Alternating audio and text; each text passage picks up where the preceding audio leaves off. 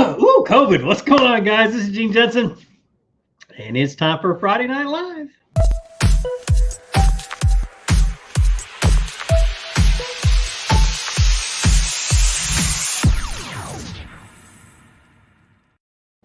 All right, let's get rocking and rolling. Golly, I am whooped. You can see I got raccoon eyes. I've been fishing all day. But hello, everyone. Everybody that's joining me in my podcast and everything else, welcome. Glad to have you. Thanks for listening. Kate, thanks for watching. Let's talk about some summer bass fishing, because that's pretty much what we're doing right now. But what a day we have had. Jeff Howell, what's going on, man? So I got to witness my son catch 5 fish over 6 pounds today. We're both fishing the KBF Challenge, the Georgia Challenge, for July, and he's got in 4 hours he caught about 109 inches. So that's about 40 or between 25 and 30 pounds for a 5 fish limit. How about that? Dwayne, wait till you see this. It's crazy. So he's only 16 years old, and I just sat back and watched him. I caught some fish. I caught some decent ones. I caught one that was about 22, I think. But he laid the smack down, and I'm proud of him. So he went from the lowest of lows, getting ready to leave. It was hot, miserable, to catching one, and then one after the other. It was awesome. Man. Yeah, I got some sun today, Tim. 14 hours of fishing. That's what that'll do to you. And that's with all the sun protection. I had my ninja suit on, but I still would take it off to drink and leave it off for a little while and then put it back on. And when it got too hot, I'd have to take it off. So I just got some sun, and it'll be gone tomorrow. So, but welcome to Friday Night Live. What's going on? You guys like my new clock? See it right up here? What do you think of my new clock? A buddy of mine, Jose Yanez, made it for me. He served in the Army with my brother-in-law, has pretty much become family. Lives in Texas now. He makes and sells those, so maybe I'll leave a link somewhere for those when I figure out where he wants people to go to. But that thing's so awesome. Those are 30-06 bullets for the numbers, and then for the little dashes in between, those are 45 ACPs, I believe. So pretty cool. Oh man.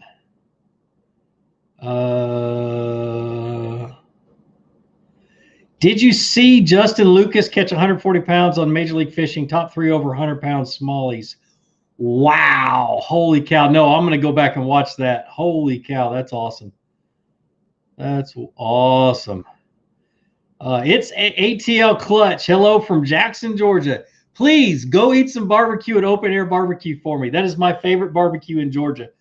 So Open Air Barbecue just outside of Jackson is been around since 1929. It's burned down like 4 times, but the pit still survives, and they just rebuild. And they serve 3 things: coleslaw, chopped pork, and Brunswick stew, and a combination of the 3. It's amazing, and rolls to go with them if you want them. So Bryce Stanton, how you doing, man?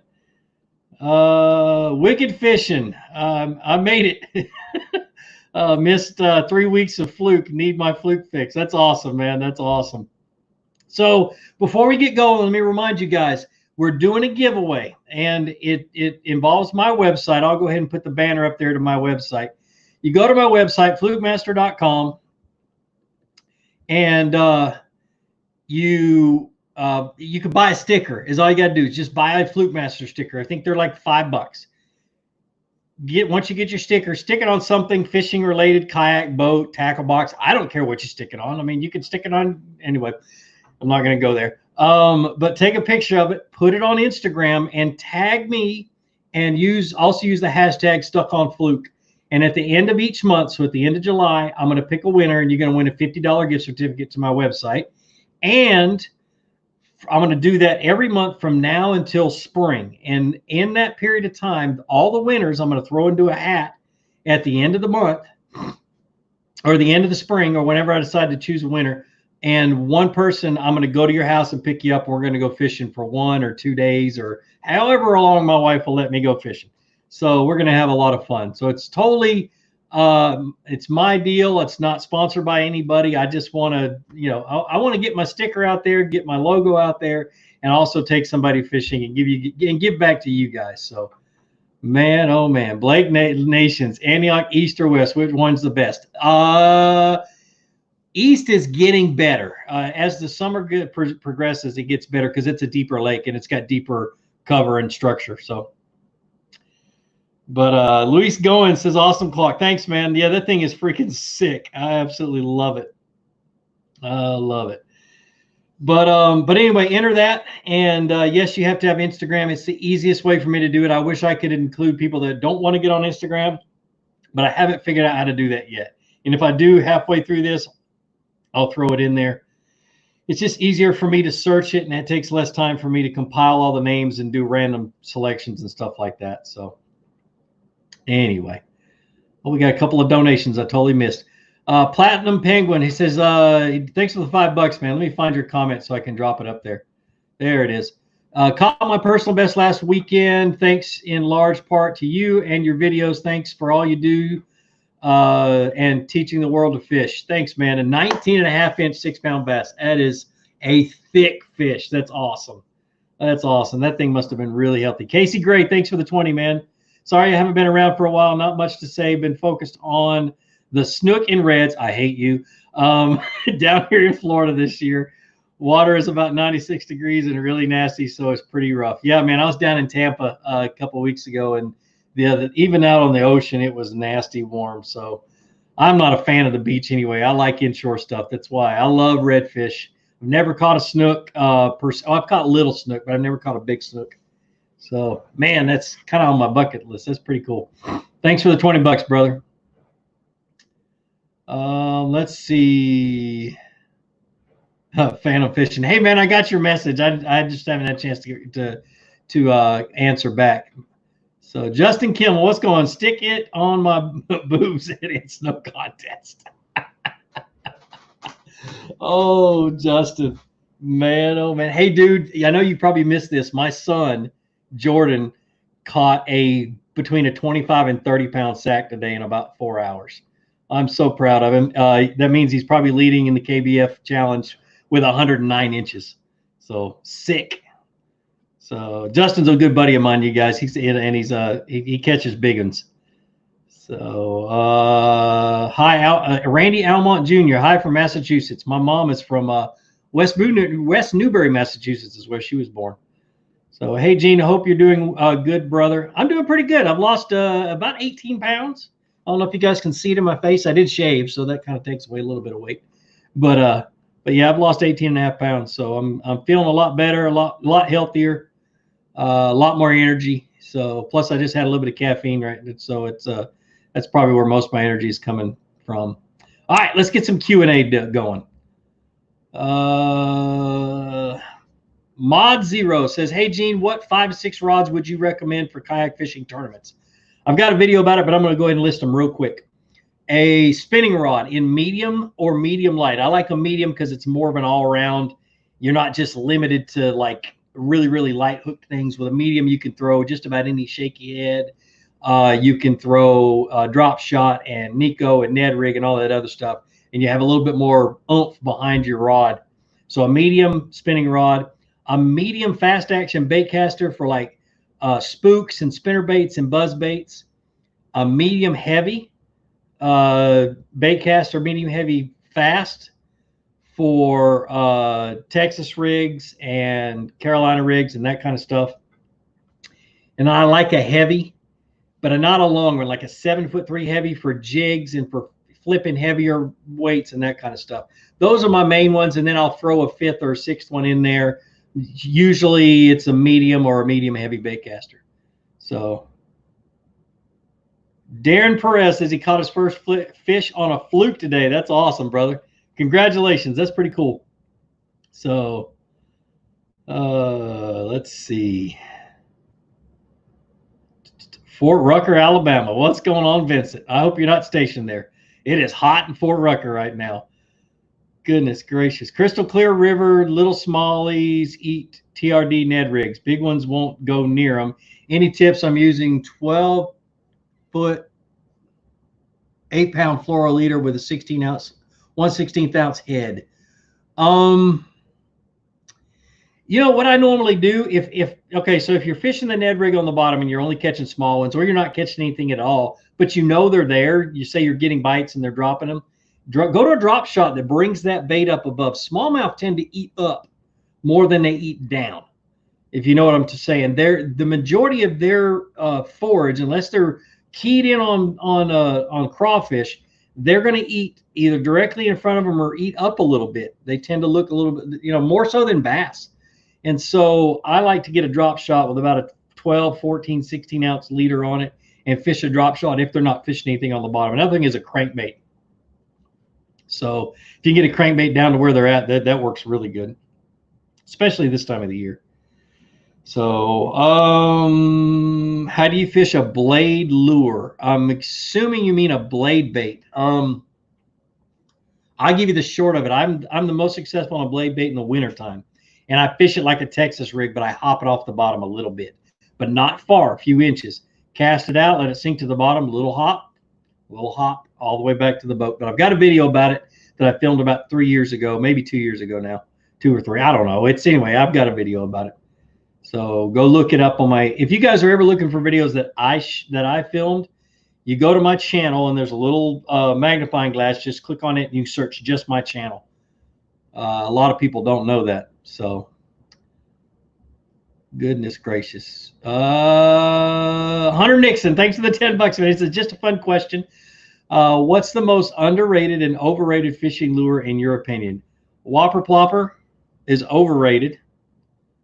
An underrated lure is just a simple ribbon tail worm.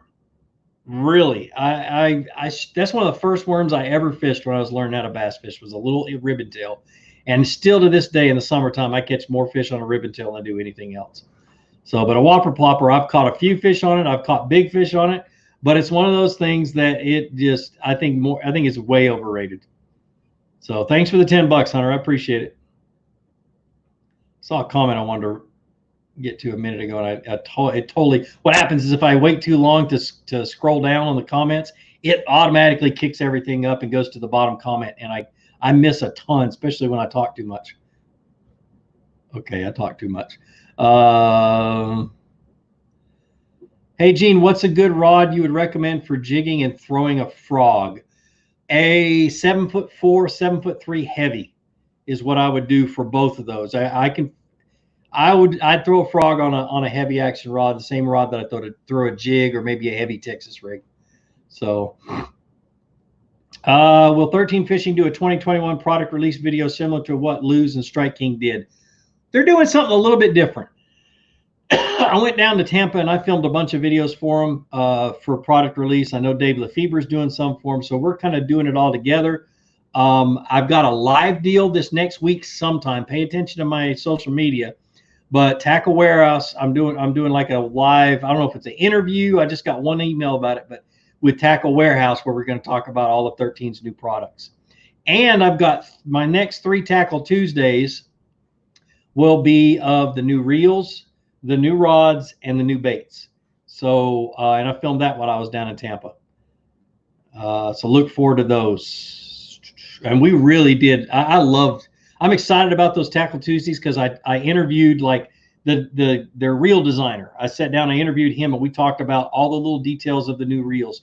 And it wasn't so pitchy. It was more, this is what's new. Same thing with the rods. This is what's new. And then the baits, they're just sick. So awesome week fishing. This is Doss Powell. Awesome week fishing and getting more comfortable with my kayak setup, especially copying the Ninja Net Master placement. Thanks for the tips, Ninja Net Master. I'm actually testing a new net out for Yak Attack right now, and it's a similar net. It's just got a different function to it, and it's just really, really cool. But I'm going to change a few things on it to make it a little bit faster of a net. But that's just me. I like it though. You'll like it when you guys see it. I can't say anything about it because it hadn't been released yet. So Smalley's crushing TRD bugs in green pumpkin in a local river. That's awesome. That's some of my favorite stuff to fish in rivers. Is a Ned rig TRD with like a little baby crawl on it. So Hi from Columbus, Ohio. New to the channel. Every video has been on point with actionable info. Thanks for the advice. Been throwing big worms for small bass. Dude, I lost so many tails on a big worm today because you get those little bass and go tap, tap, tap, and then that tail's just gone. And so, yeah, I get you. I understand it. So, been trying to figure out how to use the Navionics mobile app. How accurate is it? That depends on how accurate your GPS is on your phone. That's totally what it depends on. So, all right, let me get caught back up. I saw one from.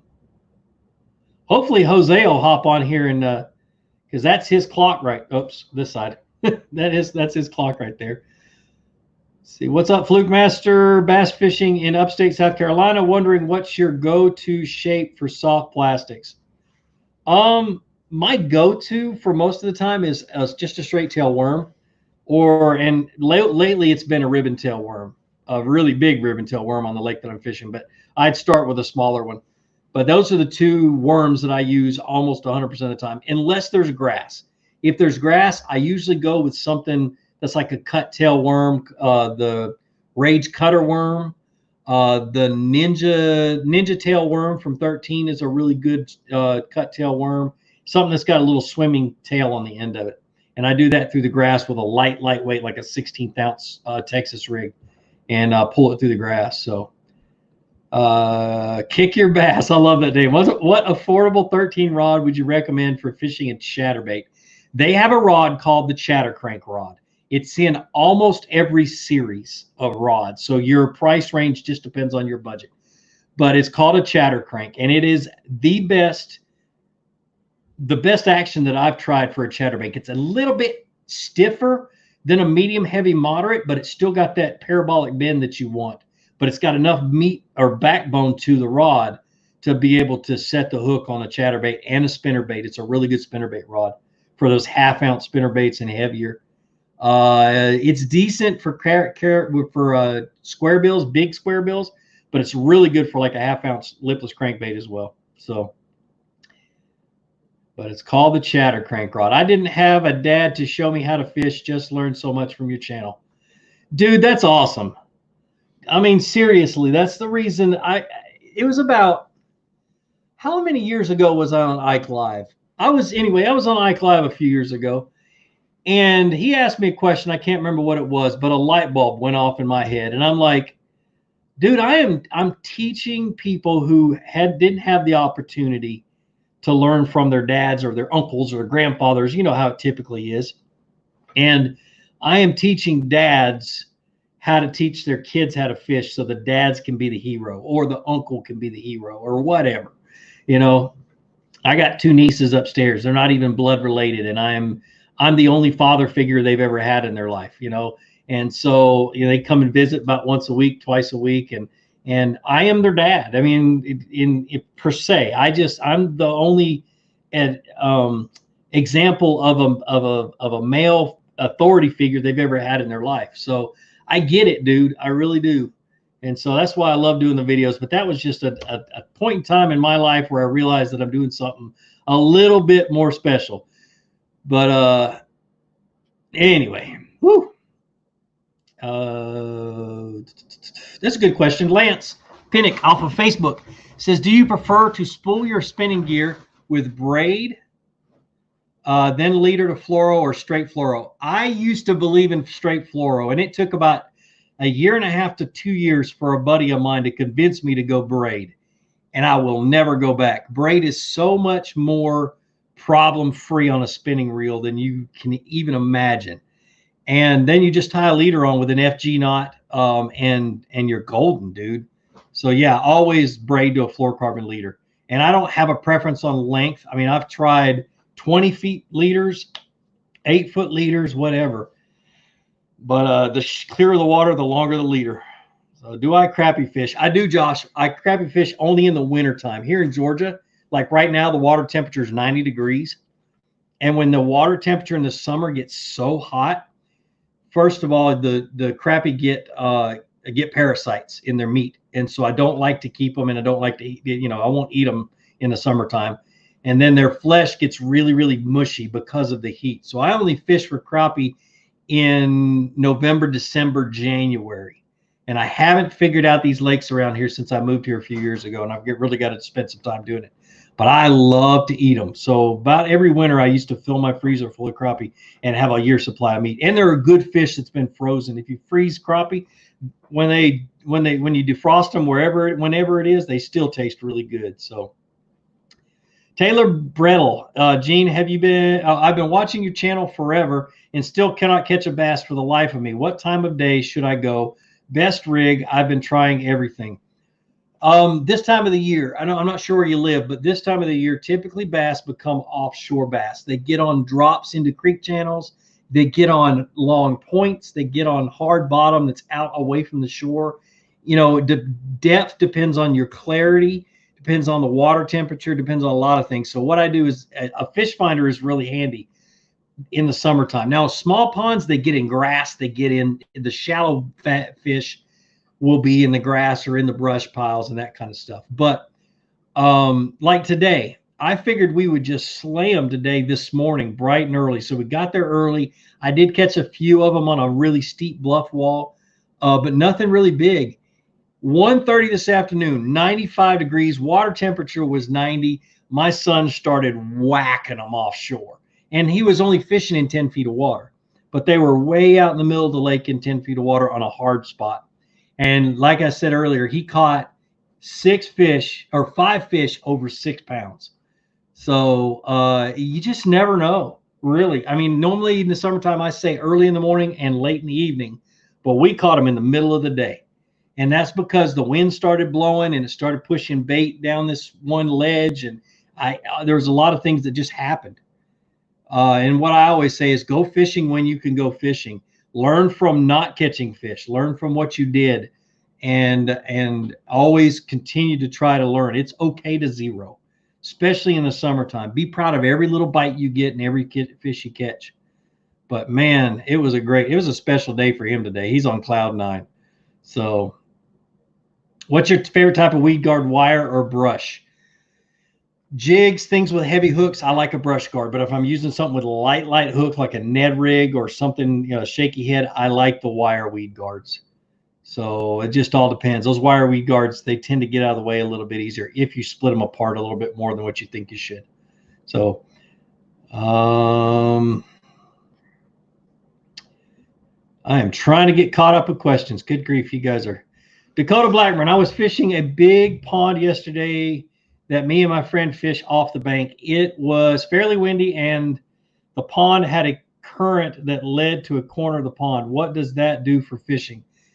Typically what it does is it pushes the bait, it pushes stuff towards that windy bank or that windy corner, and the bass will be somewhere in the area, a lot of times in a small pond. Another thing, if it's a really windy and it's got good current, the bass will get behind stumps or they'll get behind grass on the downwind side of the current. So that's what I would have looked for anyway. Sweeney Todd, Mega Bass lures overpriced or worth it? Dude, I can catch a fish on a number 2 pencil with hooks on it. So for me, I've got a couple Mega Bass jerk baits and they work fairly good, but I've caught more fish on other jerk baits. So the fish are what determines it, really. What I try to prevent or avoid is I try to avoid being caught by the lure. If you know what I'm saying. If I'm shopping, I try to avoid being caught by this pretty lure. And there's certain companies out there, and I'm not going to name any names, so don't ask, that I totally avoid because I know that their only job is to catch the fishermen. And their lures typically, in about 6 months, you find out they're junk. So Casey Gray says, come down to Tampa. I'll put you on the snook. Been catching them between 30 and 35 inches. Good grief. They have moved out to the beaches, though. Let's take the takeout. Yeah, dude, I'd love to. I really would love to. This time of year is pretty crazy. Kids are getting ready to go back to school and ICAST and all that other stuff. But I'd love to come down there and fish for snook, especially in Tampa, because then I can go hang out with the 13 guys.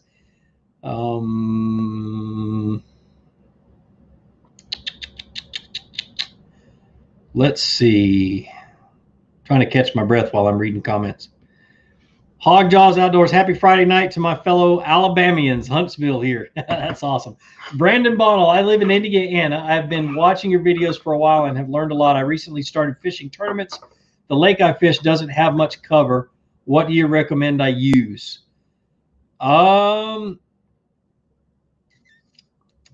It's hard to say. If it doesn't have a lot of cover, but it's still going to have what I call structure changes. Now, cover is something a bass hides in. Structure is a part of the bottom. A change in depth and a change in bottom composition can be structure. What I typically look for this time of the year is I look for, first I go find the creek channel or whatever kind of deep water there is in the area, and then I try to look for steep drops that are falling down towards the creek channel.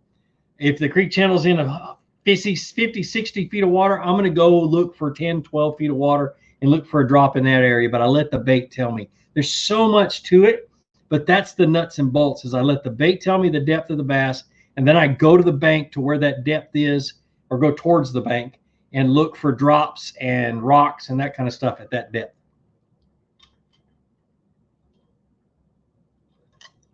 Ooh, I'm dehydrated. I did drink a lot today, but I didn't drink enough. I drank 3 of these already today, and I'm on my 4th one. Goodness gracious. Let's see. Court G says, hey, Gene, what's your thoughts on monofluoro and braid? What's better? How good is the leader? Which is the best leader? I covered this in a video. I'm going to give you the short version of it. Mono is good because it floats. I only use it in rare instances where I need a floating line for like topwater spooks and that kind of stuff. But typically what I'll do is I'll use like a copolymer, which is a combination of fluoro and mono, and I'll put paraffin wax on the last 4 feet of the line, which causes the line to float. And but braid is really good when you're fishing heavy cover. Fluorocarbon is really good when the water's really clear and the bass can get a good look at your line. And for somebody to say that it doesn't make a difference, a lot of times it doesn't if you're out fishing braid or fluorocarbon. But there are a lot of times where having clear line makes a huge difference. You'll catch more fish than the guy next to you who's not using it. So,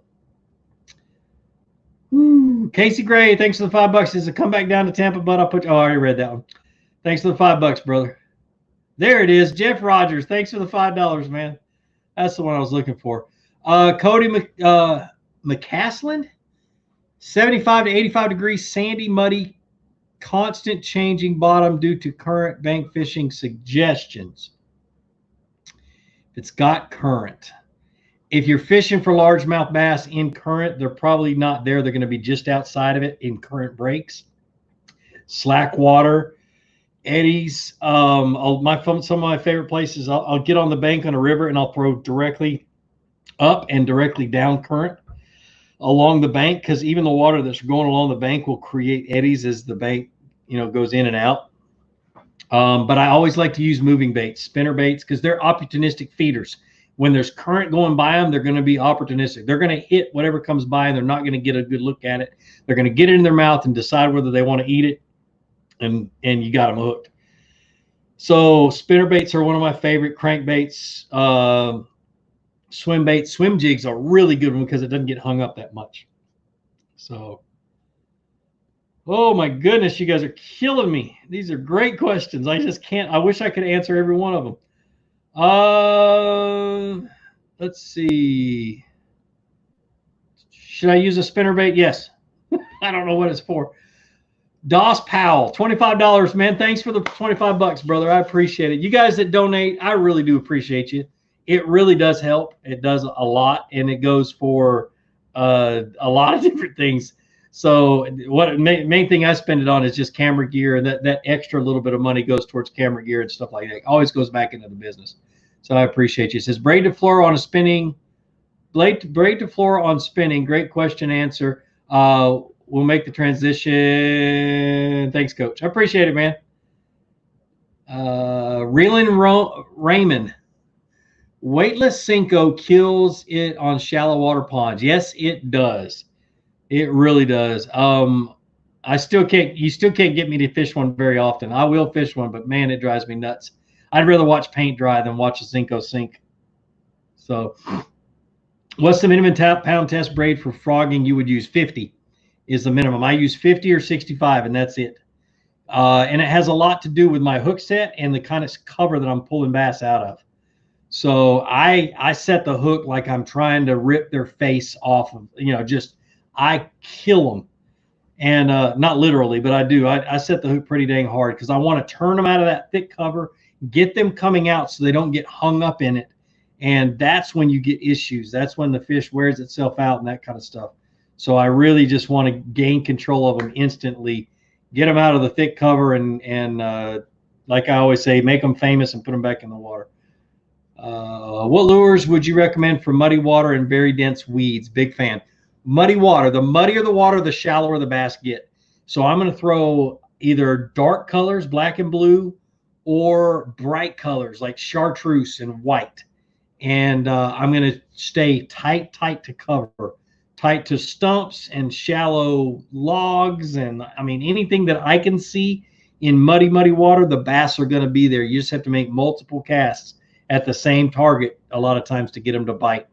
For dense weeds, that's a whole different ball game. A lot of times dense weeds will clear up the water a little bit, and it'll be clearer water in those dense weeds. So I'm going to go with a green pumpkin and still a black and blue because there's not a lot of light getting in there. And I'm going to punch into those weeds with a punch bait, which is just a Texas rig with a heavy weight. So, and some type of a small creature bait. So they what's it called? The 13 fishing eliminator. I think it's eliminator. Eliminator is a great little punch bait. It's real skinny and it goes in through thick stuff pretty easy.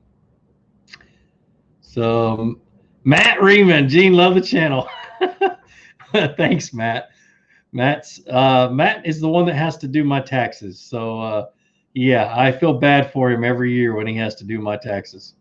But oh shoot, I didn't mean to click off that comment. Where was it? What's my favorite walking frogs, flipping baits, and jig trailers? My favorite walking frog is the Trash Panda from 13, and I'm very partial because I had a lot of input into that rod or into that frog, a lot of input. And so it's exactly the kind of frog that I want.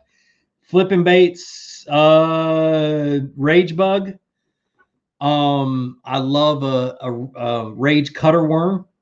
And the Eliminator, and what other ones do I like to flip? That's about it. That's the majority of what I throw. I don't really get too picky about those because it's a reaction bite when I'm flipping. Jig trailers. The summertime, I'm going to use something that kicks a lot. In the wintertime, I'm going to use something that doesn't kick a lot. And that's basically it doesn't really matter what brand or anything else. I just look at the action. Reeling Ramen. He says, does Fluke Master actually or ever actually throw a fluke? I do. Not a lot. I always have them in the boat somewhere just in case somebody asks. But when you're making videos and you have to keep making new videos, you have to keep learning new, I have to keep learning new techniques and new lures, and I'm trying something new all the time. And so I have to put the old stuff away and not use it. I've got 7 videos on a fluke. There ain't much more to talk about. So I just don't fish it that much. Now, when I'm fishing with a buddy and I'm trying to outfish him, yeah, I grab a fluke. So definitely. Hey, Gene, been doing a lot of bank fishing for a change at a few of the Clayton County Water Authorities this week. See tons of bass, not a single bite. Help. If you can see them, typically they see you, and even if they don't swim off, it's hard to get them to bite. It's mainly how you approach the bank. Make a couple of casts before you get close to the bank, just right there where you're going to be. Make a few casts with whatever you're fishing with, and then get up close to the bank and then start from one side and fan cast all the way to the other side. Be careful with how you step. It's the vibrations from how you step that spook the fish that are close. Don't wear bright colors. Don't wear a red hat. A lot of times a red hat, they can see that before they see you. I learned that from trout fishing. But always try to blend into your background, and you'll find you'll catch a lot more fish. So, are you fishing any more kayak tournaments? I'm fishing one right now. It's the KBF Georgia State Challenge, which is 21 days long. Starts the 1st of the month, goes to the 21st of the month, and I'm fishing against a bunch of guys from all over the state, and it's the best 5. I'm fishing one in Utah in 2 weeks at Hiram Reservoir, which is a little live tournament for a fishing club. I'm just going to be out there on vacation anyway. I'm going to jump in and borrow somebody's kayak and jump in and go fishing. I can't wait. I've never even seen Hiram Reservoir. I'm going in totally cold turkey, and so I'm gonna try to film it, little Greg Blanchard style. I'm gonna steal some stuff from him because I'm not good at filming a tournament. So I'm gonna go watch a bunch of his videos just to get an idea of what kind of format I want to do. So yes, I'm gonna copy him. It's the only way I know how to do it with that.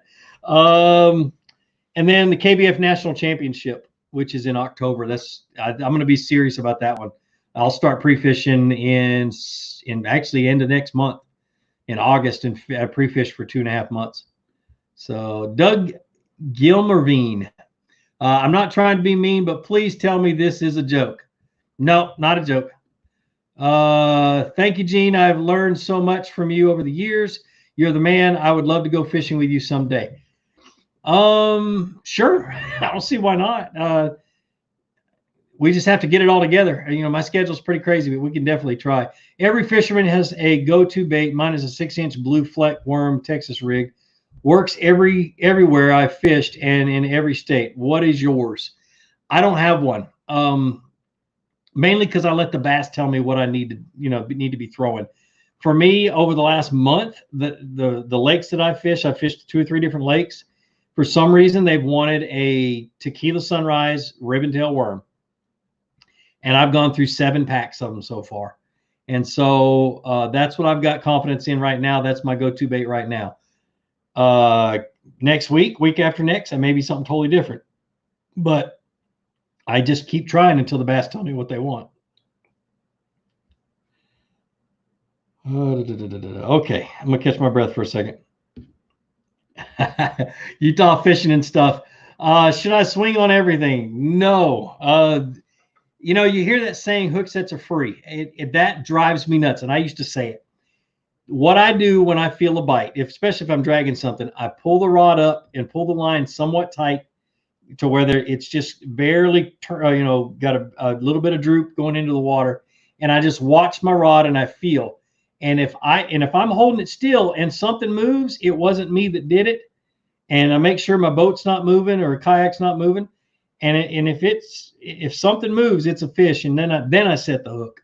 But I always check it because hook sets are free, yes, but you might be pulling it out of some really good cover by setting the hook. You pull up to a stick, you think it's a bite, you set the hook on the stick, and it ends up being a big giant brush pile full of giant fish. So, and you just missed it. So, ideal conditions for square bills and deep divers. I use them as search baits. I don't know about windy is what I typically, if there's slick, calm water, I won't be throwing them. But if there's any chop on the water or any clarity issues like heavy stain to muddy, I'll be throwing square bills. Deep divers, summertime, wintertime, when they get off deep onto the ledges, I'll be throwing deep diving crankbaits. So, biggest bass I've caught is 10 pounds, 12 ounces, just outside of Auburn, Alabama. Let's see. What's your biggest bass and how to donate? There's a little like money symbol at the bottom on YouTube. You just click on it and can donate. It's called Super Chat. That's what it's called. So, and I appreciate it. So, Ben Greenwald, thanks for the $5. He says, been talking to Tackle Junkie 81 about fishing with me at a nuke cooling lake in northern Illinois. He says you hate them. Should come up and show him up. Yeah, he took me to one, Caffeine, and I think the biggest fish we caught was about this big. And I went a few years later. I went to Caffeine and went up in the north part of them with him, and we fished the grass and caught some better fish. So it was a lot of fun. That's funny. Says I hate them. I don't like them, especially in the summertime. The wintertime, they're fine. So let's see. Oops. TJ Davis, thanks for the $2. He says Cashin or St. Croix for mid-grade cranking rod. Cashin. If you give me a choice between those two, I'm going to say Cashin every time. They make a great rod, a really, really good rod. So let's see. And I think they've started putting on the rods what they're for, because their item numbers are just a little weird compared to other companies, and I have a hard time with them. So Cam, how you doing, man? I haven't seen. Well, you were here last week. I remember. Hey, Gene, how do I fish a Texas rig stick baits in strong current? Let me think. If you want it on the bottom, you're going to have to throw a heavier weight. But a lot of times, what I'll do is I'll throw up the current and I'll just hop it and let the current drift it down through wherever I'm fishing, the hole or wherever I'm fishing. And I'll just keep hopping it, and that does a couple of things. Keeps it from getting snagged up so much, and it gives the bass or whatever fish you're fishing for, gives them something lively to go for. Like I said, in current, they're very opportunistic. They're not going to wait around to try to, stare at the bait and figure out what it is. So they're just going to grab it, then figure out what it is, and then decide whether they want to swallow it. So Dustin Dixon, how you doing, man? He says, hey, Gene. He says, Gene, I work nights, but wanted to jump in here and tell you that I think your videos are awesome. Thanks for teaching me more about fishing. You're welcome, man. I appreciate it, brother. Be safe. Have fun at work. I work nights for almost 20 years, so I get it, bro. I work 15, 16-hour shifts a lot, so for 15 of those years. What advice do you have for night kayak fishing? FYI videos are great. Thanks for the quality information. Thanks, Douglas. The biggest thing for nighttime is safety. Lights. Get yourself some lights. I know even if you don't have a motor, I suggest putting navigational lights up front, green and red, so you can let other boats in the area know that you're there and know which direction you're pointing. But you have to have a light behind you that shines 360. The more lights, the better. Number 2, still safety. Always wear your PFD, your life jacket. Some people don't know what PFD means. And then the other thing is that I fish during the day just like I do, or during the night just like I do during the day. I fish points, but I just get shallower. I fish docks, and I look for the ones with lights, and that's typically all I'm looking for, is just shallow cover that they're going to hang on. In the summertime, they'll be a little bit deeper than they would in the spring and in the fall. But dude, I miss it. I miss fishing at night. I wish I could film it, but I don't have that kind of equipment to be able to do it. But that's pretty cool. Thanks for your question, brother. Chris Weiss. Thank you, Gene, for always teaching me something new with every video. My question, what came first, doing YouTube videos or fishing in tournaments? When did you know you were ready for tournaments, and any tips for someone who's new to tournament fishing? All right. Truth time. I did fish tournaments before YouTube. I sucked. I mean, I was good. I had good tournaments and I had bad tournaments, but I never felt like I belonged. I never enjoyed them because they were boat tournaments. I never enjoyed the way you were treated, especially if you got on a winning streak. You get into winning streak, and I have buddies who would just kill it for about 3 or 4 months. And then everybody's saying he's cheating and they want him kicked out of the tournament. And now I show up for a tournament, and people in a boat tournament, people look at me, what are you doing here? Did you come to take all our money? I'm like, I'm not that good of a fisherman. So it all depends. Video or tournaments did come before YouTube. And then when I realized YouTube was something I really wanted to do the rest of my life, or just making videos is something I want to do the rest of my life, then I realized that I had to focus 110% on that and nothing on tournaments, and I gave tournaments up. Kayak tournaments are a different thing. To me, they're very relaxing. I don't have to work hard at them. I don't care if I win or lose. I just use them as an excuse to go fishing and have fun. So, dude, yeah, thanks for the comment. That's a really good one. Let's see. I got a couple of donations I got to find. David Beaton, thanks for the $5. Hey, boss, still hoping to hit Mets with you one day. What's your favorite early morning, late afternoon lure for shoreline fishing, medium-sized ponds? Early morning, late afternoon. Dude, I love a buzzbait, really. is probably one of my favorite things that time. At that time, another one is like a buzz frog, like a horny toad. That's another fun one for that time of the year, or for that time of the day. What am I thinking? Trying to find another comment. D Dixon 6898. Thanks for the $20, man. You're awesome. He says, keep up the great work, buddy. I appreciate it, man. I really do. That's awesome. Best conditions for using white colored baits. Dude, really, I'd fish them in just about any time. They're great in mud. They're great in clear water. I can't think of a time I wouldn't use a white bait. Really, I love a white swim jig. I love a white spinnerbait, and I'll throw them anytime. So, yeah, dude, don't count those out in under any condition. Joni, what's going on, brother? He says, what's up, Gene? Why you make it so hot? Ledge fishing has sucked lately, so I started to skip docks this week. Caught a 5-pounder yesterday and 10 fish today. Joe, my son caught 5 fish over 6 pounds today on our local lake.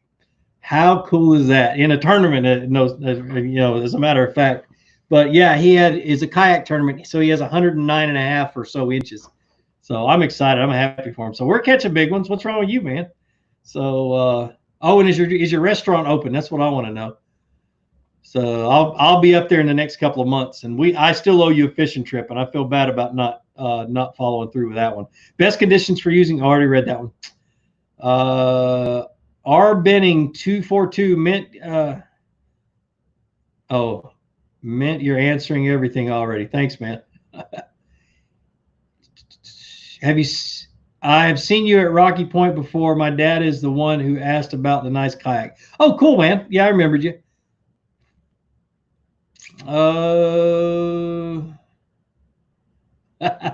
FRG, hello, Gene from New Jersey. Watching on my phone, turned on my TV, and your video came on the YouTube. That's awesome. I just saw, there's one I want to read. Hey, Gene, can you explain how you set map water levels offset? Ooh, that's something that Ray Marine does not do very well. But typically what I'll do is if I'm on a lake that has a dam, you can call a number at the dam and get the lake level, or you can go on their website and get the lake level. And then I look at the lake level, and I look at full pool, and then I subtract. Another way I might do it is I'll guess. If I look at the shoreline and I can see where the high water mark is, I'll try to guess how many feet low it is or how many inches low, and I'll change it with that. Just depends on the lake. But man, yeah, that's a good question. That's tough to do unless you got a dammed lake, and then they let you know just on their website or a phone number. So Brian Gentry, dude, $50, Dono. Thank you, man. Holy cow. Wow. You're crazy. He says, this is for the contest. Shh, don't tell anyone. Love the channel. I learned a lot. Thanks, brother. You're a nut. Oh, man. Joni says, yes, we're open. You won't find me in there until around 2 because I will be on the lake. Joe Nee owns and runs I don't know if he owns it. I think your parents, I can't remember. I don't know how that worked out. Your wife runs it. I know that. But he runs the Chinese restaurant in Dayton, Tennessee. So I always try to stop by and say hi to him. So Brent Coleman, hi, Gene, was an awesome week. Got my first bass. Have a kayak, my new Bonafide SS 127. Thanks for everything you taught me. I appreciate it, man. I really appreciate it. That's awesome. I hope you love that 127 as much as I do. So thank you for answering my question. Much love from New Jersey. Thanks, man. Appreciate it. Thanks for the $5. What bait would you recommend to catch a fish in a new lake? I always, in a new lake, especially if it's a small pond, I'll go with a Ned rig because it catches anything. If I'm fishing just a new lake, like I will be in a couple of weeks, when I'm fishing a tournament in Utah, but I've never even seen the lake, I don't know anything about it, I'm going to take my confidence baits, which are like a chatterbait and a square bill and a spinnerbait and then some bottom dragon baits. I'm just going to bring those, and literally I am going to be just fishing my confidence baits and learning as I go during that day in the tournament. So, but yeah, Ned rig is usually what I go for small ponds, and then a search bait if I'm fishing a new lake and I just want to try to find life. So What kind of hook set is best for a Texas rig? Hard one over your shoulder, not over your head. You can get them over your head, but over your shoulder. Maybe a side sweep, but I'm always trying to hammer it and get it down low. What is going on with the donations? Holy cow, you guys are killing me. Trying to keep up.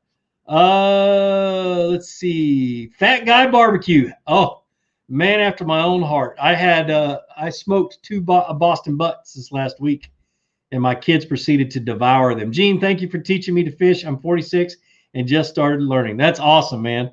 I'll tell you what, I'll teach you something about bass fishing, and you teach me something about barbecue, because I love to do it. I got a pit in the backyard, and I love the barbecue. Goodness great. And I ain't talking about Western barbecue where you throw hot dogs and hamburgers on the grill. I'm talking about smoking something low and slow.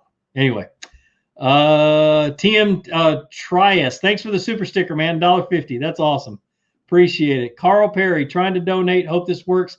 Thanks for all your help for this retired soldier at Fort Gordon. Thanks, Carl. I appreciate it, dude. I was at Fort Gordon in my AIT.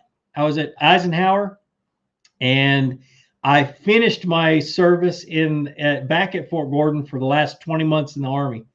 So I love that place, especially there's the lakes on the back side of the property. That's where I started getting serious about bass fishing. So I love it, man. Those are some great lakes. So thanks for the $10, brother. Oh, you gave me another 10 too. Thanks for the $20. How do you like the new Fate Black composites? I splurged and got A, C, and Z, and a V3. Is 13 excited? Having any spinning reels? No new spinning reels yet.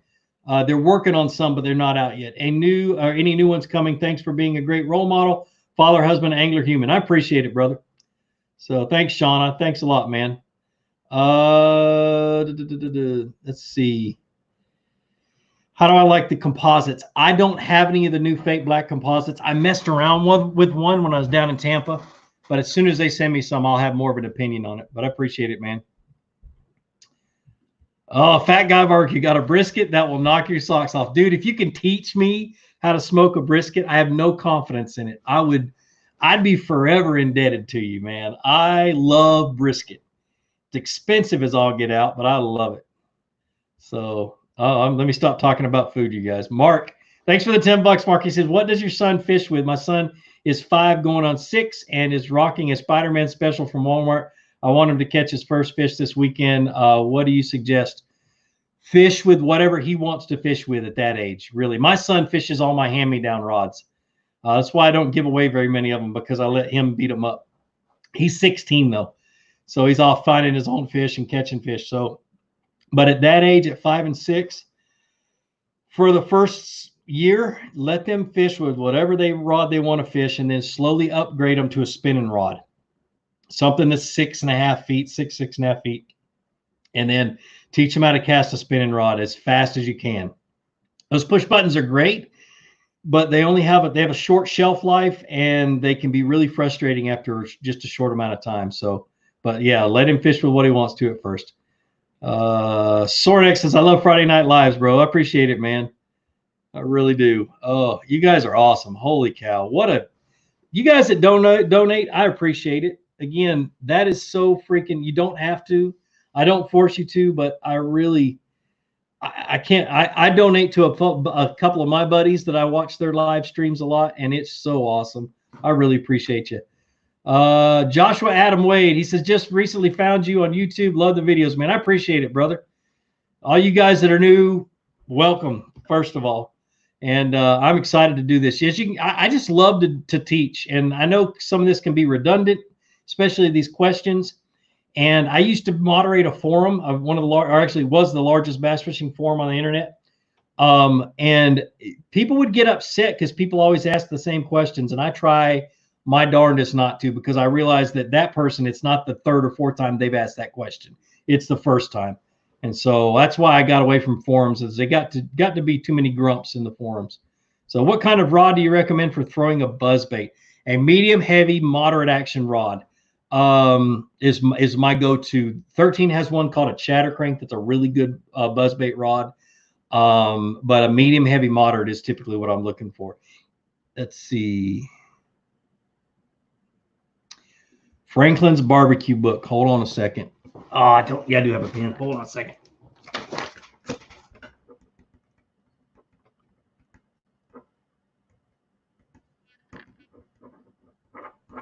All right, I wrote it down.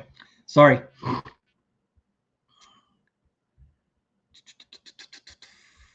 Gosh, this thing is crazy. Okay.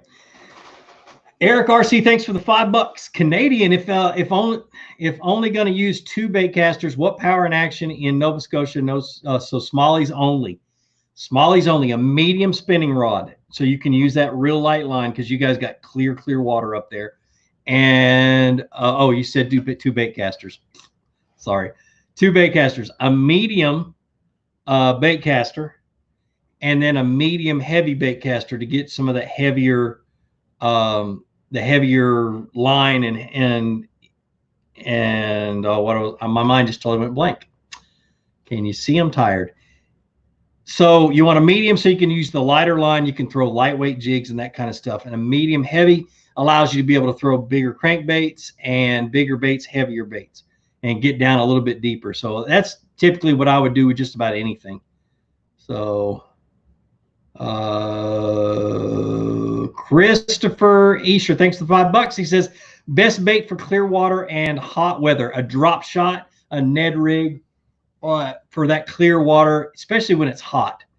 So what happens is the basket, they get down there, they're pretty aggressive, but they don't want to go very far for their bait.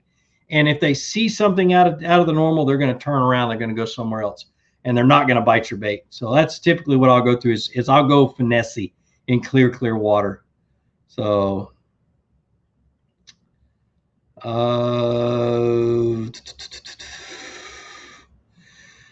let's see. Cage Morin says, respect what you do, hitting a diverse fishery soon, trying to hook into early morning pike. Suggestions besides a buzzbait. Thanks from New York City. My favorite thing to catch pike on is a topwater frog, a hollow body frog. Those suckers are $10 a piece or $8 to $10 a piece, depending on what brand you get. But I'll throw a little short light wire steel leader on the end of the line, and then I'll hook the frog on. And I love to catch pike on a frog. They crush it, and they come out of the grass like it's crazy, man. Before I learned about those real light steel leaders, I would lose 10, 15 frogs when I went up to La Crosse, Wisconsin. I just counted on losing that many because the pike would crush them. But then I fell in love with actually being able to catch them. So good question.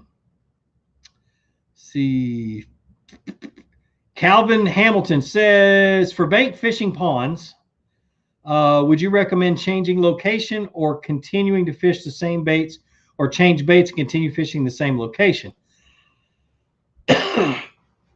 One of the things that I did that changed my success in fishing is I got to the point where I was able to quickly realize that I had lost confidence in something. Confidence to me, is the most important thing. I'll give you, for instance, my son today. At 1 o'clock, he was ready to die. He was hot. He was miserable. He hadn't gotten any bites. He'd gotten bites, but he hadn't caught any fish. And he was in a deep state of depression. He got 1 bite from a big fish, and then he got 2 bites from the big fish. And then he caught 6 giants today. And his confidence was through the roof after that 1 bite. But I learned to recognize exactly when I lost confidence and when what I had lost confidence in. So when I lose confidence in a bait, I change the baits. When I lose confidence in the area that I'm fishing, I move. And that was critical. But what tells me that is, it's just a feeling.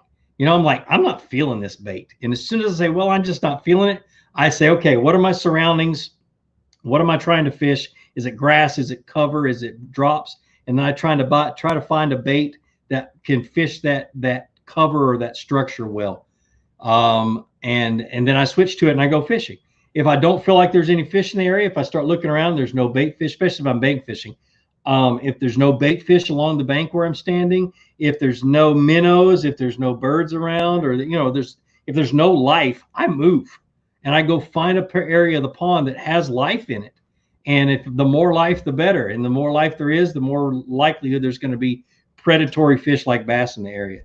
So let's see.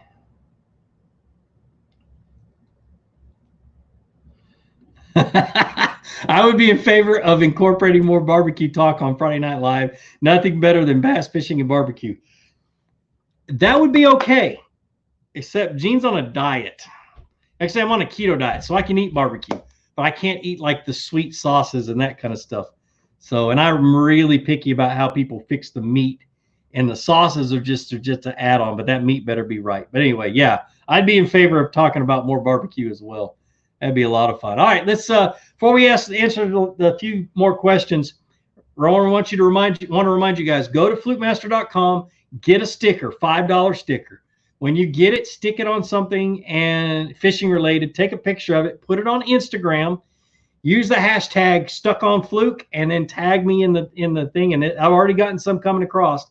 And at the end of each month, I'm going to pick a winner. And that winner is going to win a $50 gift certificate to my website. I know it's the only thing I can do, my website. But at the end of in middle of spring or towards the end of spring next year, I'm going to pick a winner for a fishing trip from all the winners of each month. So you have like a 1 in 8 or 9 chance of winning a fishing trip. And I'm going to come to your house. I'm going to pick you up. We're going to go out in the big boat and we're going to go fishing in whatever lakes close by. And we're going to have fun. We may even do it for 2 days.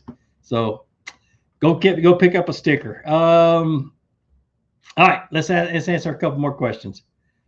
Do you trim the legs on your frog? I do. I have a confidence level in the length of the frog. I usually will trim about 1 inch off of the tails. Now, with the new 13 frog, the way it's designed, you really don't have to, and you could still walk it, but I trim it to give it a smaller profile. Now, if I'm fishing in matted vegetation and the bass are short striking my frog, I'll shorten those legs all the way up to 1 inch or even 1/2 inch long until I can get them to come out of the water and hit the actual frog.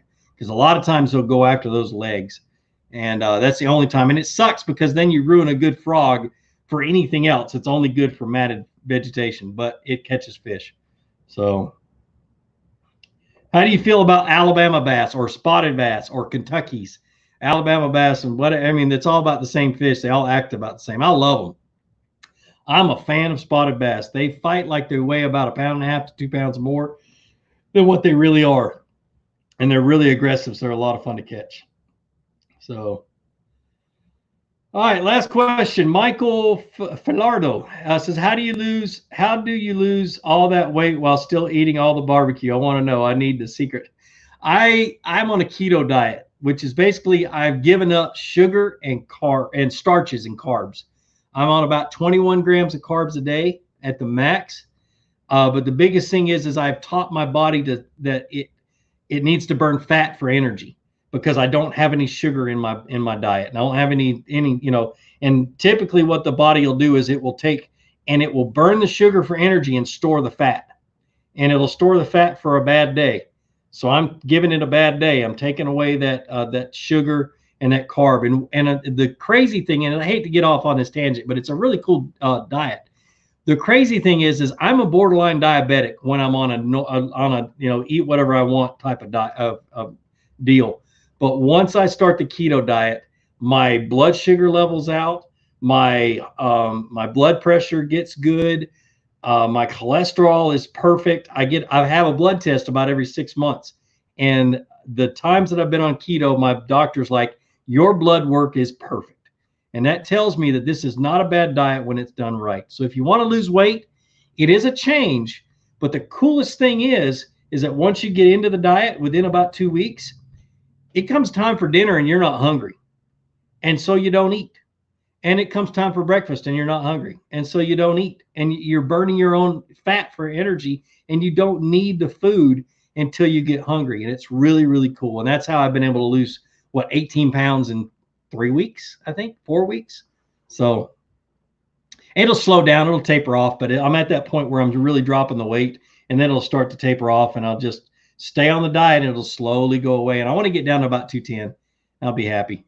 So, but anyway, that's it, guys. I really appreciate it. Thanks for joining me. Everybody who donated, you guys are awesome. I thank you again.